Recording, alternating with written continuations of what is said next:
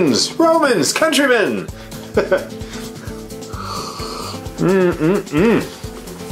Welcome to my down and dirty, quick and explicit 2-pound sample pack video number 10 for October 26, 2010.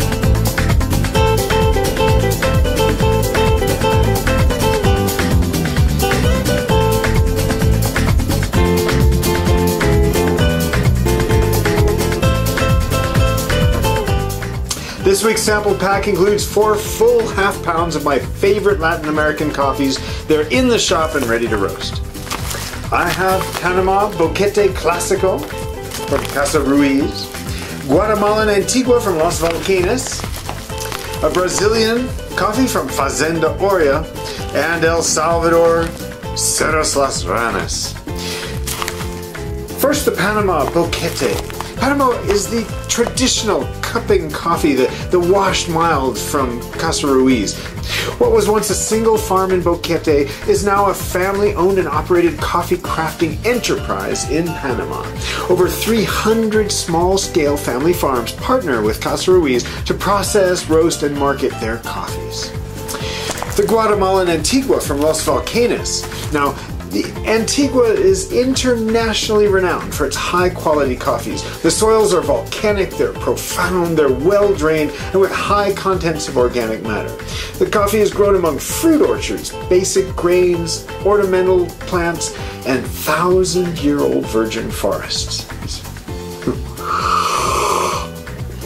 Shade-grown coffee is one of the most environmentally benign crops in the world and is perhaps the ideal agroforestry crop. The use of large trees for shading coffee is a Guatemalan coffee growing custom and is said to have been developed in Guatemala. Coffee grown under the proper level of shade takes longer to develop, to ripen, and that it favors the development of rich, complex flavors. This is an exceptionally sweet, delightful coffee, flavorful without being overpowering. The Brazilian Fazenda Aurea. Brazilian coffee is intriguing. There's almost no explaining it to the uninitiated. There's a most powerful and unusual aroma to this coffee. It almost reeks. Having said as much, please understand this is a wonderful coffee in the cup. It's simple, soft, almost velvety. It's clean and very sweet. Given its modern acidity and intense aroma, you taste this coffee more in the back of your mouth than the tip of your tongue, adding to its mystique. This coffee works very well for espresso. It produces a huge head of soft, creamy crema. The El Salvador, Cerro Las Ranas. This earthy, bold coffee is grown under a rich canopy of shade trees in El Salvador. The farm takes its name from a lagoon that is populated by thousands of frogs. Cerro Las Ranas means Hill of the Frogs. This is ripe red cherry and it's picked and milled in a process that's becoming more and more common throughout Central America. The cherry is processed normally and the coffee is then immediately sent to the clay drying patios, still covered in the sweet sticky fruit, the mucilage, where it's laid out, raked and turned to ensure even drying. This process, called pulp natural or honeyed coffee, imparts a subtle sweetness and fruitiness, hints of berries, lemons, citrus. It's got a distinct caramel and chocolate undertone.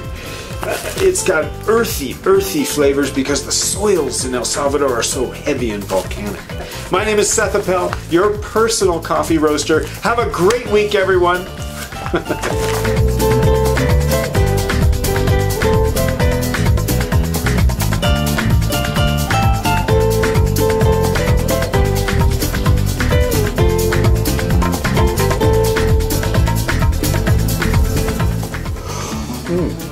And that's it. That's my sample pack for this week.